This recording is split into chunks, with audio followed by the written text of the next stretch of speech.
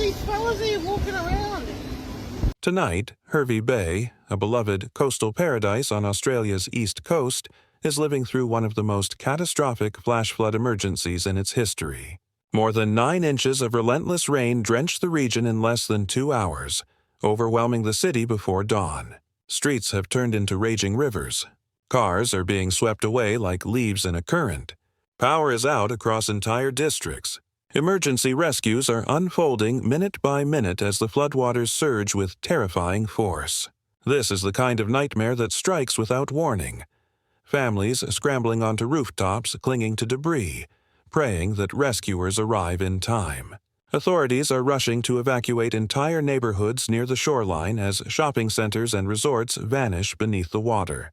And with more torrential rain forecast overnight, the danger is far from over. This is a night of chaos, courage, and survival for Hervey Bay. It began before sunrise. A wall of rain hammering Hervey Bay with unimaginable intensity. Within minutes, storm drains failed. Families woke to the sound of rushing water pouring beneath their doors, rising inch by inch until kitchens were swallowed whole. In Scarness, one of the coastal districts, police launched rescue boats down streets that only yesterday were lined with beach cafes and souvenir shops. Footage from residents shows headlights glinting off murky floodwaters deep enough to bury mailboxes and carry away small cars. Hervey Bay Airport shut down as runways disappeared underwater, grounding dozens of flights and stranding travelers with no way out. On Fraser Island, even the famous Kingfisher Bay Resort was forced to cancel all bookings when offices were engulfed. In busy shopping hubs like Ely Waters and Torquay, stores became indoor lakes, shelves of groceries and electronics floating aimlessly through pitch-dark aisles. Every emergency crew was stretched to the breaking point, and the storm was only intensifying. By mid-morning, disbelief gave way to panic. Calls to emergency services more than tripled in a single hour.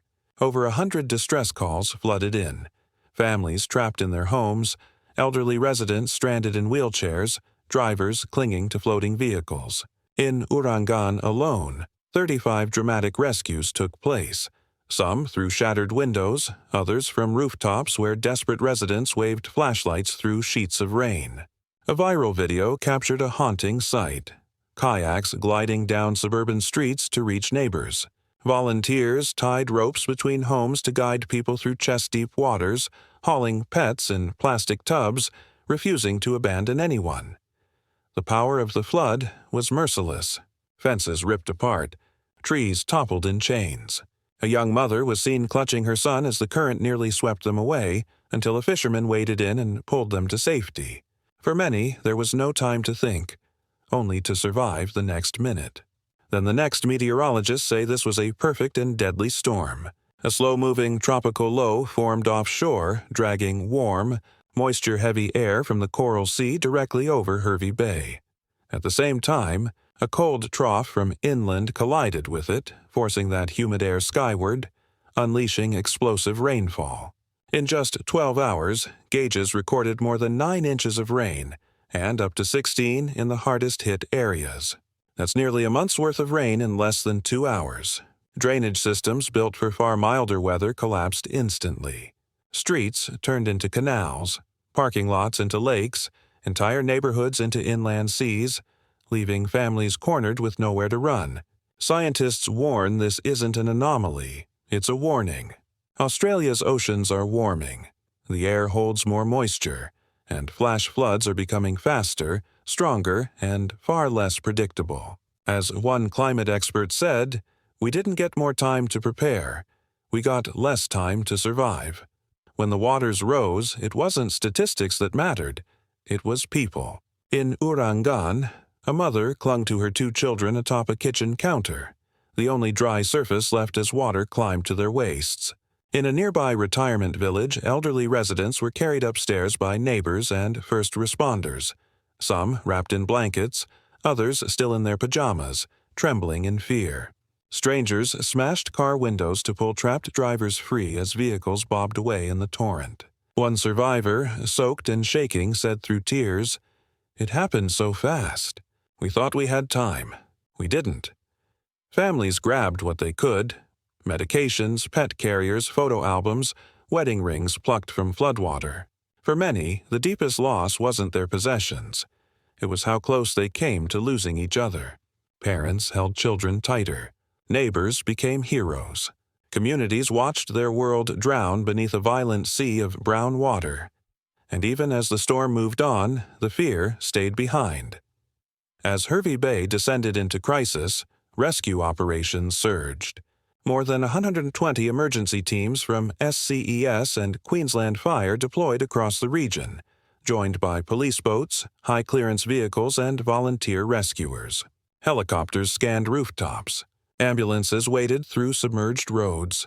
Volunteers formed human chains to reach trapped families. Boats navigated through what used to be streets, plucking survivors from rooftops and car roofs. The airport remained closed, forcing all aircraft to divert inland. Emergency shelters opened in schools and community halls, offering warmth, food, and a moment to breathe. Red Cross teams arrived to provide mental health support, knowing the trauma would linger long after the flood receded. Engineers worked through the night to restore power and shore up crumbling roads and bridges before collapse. Officials warned recovery could take weeks, but one thing was clear: Hervey Bay would not surrender. As the floodwaters slowly began to recede, haunting questions remained. How did this happen so fast? And will the next time be worse? Australia's east coast knows storms, but this disaster revealed a chilling truth. The climate is changing faster than cities can adapt. Warmer oceans are fueling heavier, more violent rainfall. Flash floods strike before warnings can reach everyone. Drainage systems built decades ago are failing. Families who once felt safe now question where they can live. Officials are reevaluating infrastructure, zoning, and emergency outreach, especially for the vulnerable. Yet, in the midst of destruction, resilience shines. Neighbors helping neighbors. Strangers sharing supplies. Communities refusing to bow to fear. Hervey Bay is sending a powerful message. We will rebuild, but we must rebuild smarter. Tonight, Hervey Bay stands in darkness, not defeated, but determined. Families hold one another tighter. Boats rest where cars once parked. The roar of the storm has faded into silence. The silence of a community preparing to rise again. This isn't just about one flood. It's a warning to every coastline, from Florida to Texas to California. The weather we once feared occasionally is now the weather we must constantly prepare for. Disasters no longer wait for reaction. They demand prevention. The next storm could hit anywhere, and any one of us could be the next survivor telling their story in the rain. If you care about our planet, if you believe communities like Hervey Bay deserve to be heard, stay informed and stay prepared. Because every day, somewhere in the world, the sky is changing, and someone is running for their life. Stay cautious, stay ready, and above all, stay safe.